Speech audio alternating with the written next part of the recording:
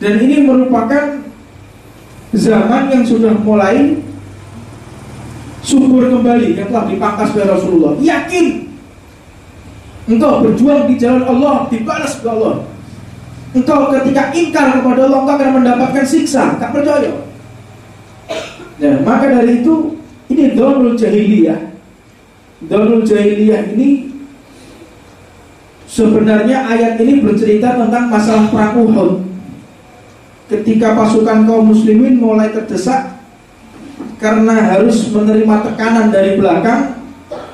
Meskipun demikian, para sahabat dan satu dengan yang lainnya ini selalu memberikan ketenangan, sabar, tenang, sabar. Dan pada akhirnya mereka bertempur dengan orang-orang munafik. Mereka cemas, sangat takut, sehingga muncul anggapan bahwasanya Allah dan Rasulnya akan meninggalkan dia. Dan dia pun berprasangka akhirnya saudaranya pun akan meninggalkan dia. Jadi wedi sampai itu berjuang seolah-olah Allah itu akan meninggalkan kita. Kak arep dibelani Gusti Allah, Pak Ali buktine lho. Wong belani Gusti Allah, belani agama Gusti Allah tambah loro kabeh saiki. Habib Rizik lho. Nah itu Rizik Gusti Allah sojo kaya ngono wis kaya ngono. Kok ini malah ditangkap polisi. Kok ini malah di penjara, kok ini malah dituduh makar. Itu resiko, Pak. Orang yang berkata hak di jalan Allah itulah resikonya. Dan orang-orang ini akan muncul. Itu jalan sing salah yuk. Itu jalan sing salah. Islam gak ngajarno koyo ngono. Islam gak ngajarkan hal yang demikian. Islam dikarang-karang dewi. Jadi itu merasa bahwasanya dia akan ditinggal oleh Allah. Bukti ini dulu. Sing gak koyo ngono ya uripe tenang, pondoke gede. Ya. Pondoke gede, tenang uripe. Sujud kalau saya model-model kayak ngono. Memang saya setuju dengan ucapan seperti ini. Ojo dadi Habib Rizik kabeh. Lek HBIP dadi Habib Rizik kabeh buyar negara iki. Wis cukup siji. Tapi ojo nyalahno lho maksudku. Jangan kita menyalahkan, jangan kita untuk mengkritisi seseorang yang lagi berjuang.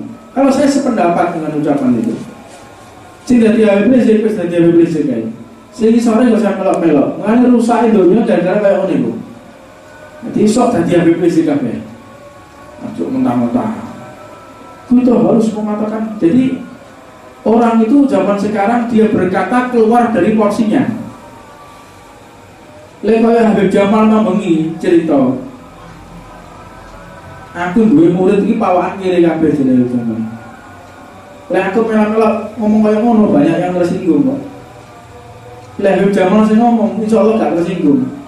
Apa sebab? Mereka tahu siapa Habib Jamal. Begitu juga dengan Panglima TNI.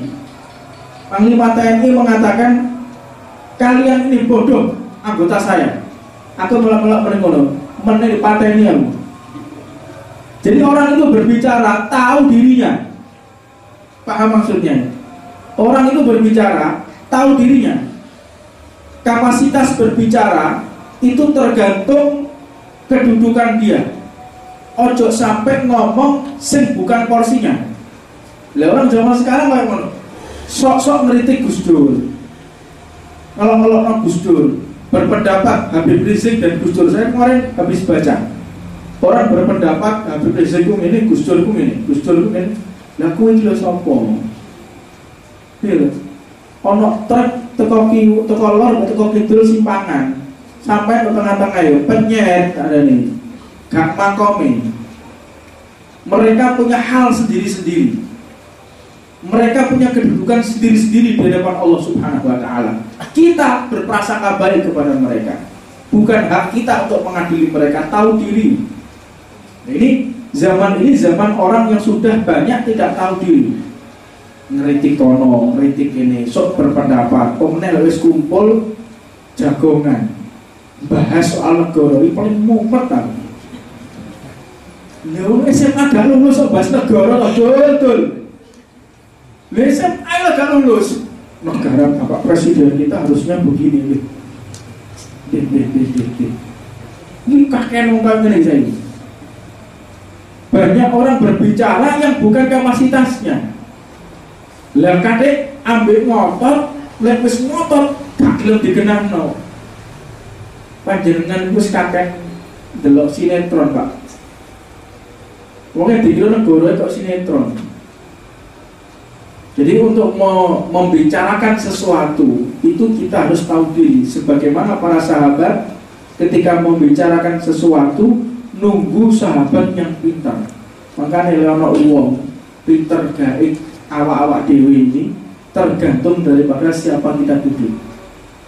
Dan orang yang paling baik itu orang yang tahu kapan dia harus mendengarkan dan kapan dia harus berbicara. Itu yang paling pintar. Dan dia berbicara pada porsinya. Bukan orang pintar itu karena dia bisa menjelaskan sesuatu. Ono arek cilik umur 10 tahun, dia faqih, dia seorang fuqaha, alim. Tiba-tiba kiai yang tidak sealim dia, terus ditutupi ngapunten kiai, panjenengan itu salah. Memang benar yang dia ucapkan, tapi karena bukan porsinya, bukan kedudukannya, bukan usianya, jadi terhina dia. Paham maksudnya? Orang itu kalau ngomong, lihat usia, lihat kedudukan, lihat waktu, lihat tempat. Lah saiki gak ono waktune, gak ono nggone, gak ono kapasitasé. Makane wong sing gak ngerti negara ngomong negara atau warung kopi, bayangno. Nah kira-kira apa sing diomongno? Wong profesor sing budak-budak wae ngeluh kok. Negara ini bagaimana? Tidak tahu saya. Tentang amnesti pajaknya, tentang bagaimana, macam-macam Pak. Itu mereka mengkaitkan dengan undang-undang ini dengan ilmiah. Itu gak nyambung Pak. Lo tau awak dhewe melok-melok lho. Nek jare wong Tuban diguru tengu. Ngerti tengu? Zaman dulu artinya. Guru tengu. Jadi jangan sampai kita ini berbicara dan pada akhirnya kita juga menjadi terhina. Jadi kita berbicara itu bagaimana caranya kita bertambah mulia. Caranya kita itu berusaha. Kalau berbicara itu kita tambah mulia, tambah dicintai oleh Allah, dicintai oleh Rasulnya, dan dicintai segenap manusia. Jangan sampai kita ini berbicara justru menjadi musuhnya Allah Subhanahu Wa Taala, musuhnya Rasul, dan musuhnya umat manusia. Nah ini yang terjadi karena mereka berbicara bukan pada porsinya. Mudah-mudahan Allah Subhanahu Wa Taala senantiasa membimbing kita, menjaga lisan kita dari hal-hal yang tidak diridhoi oleh Allah Subhanahu Wa Taala. Rabbana atina fid dunya hasanah wa fil akhirati hasanah wa qina adzabannar wa 'ala man wasiyyi hidayah wa syarika fil akhirati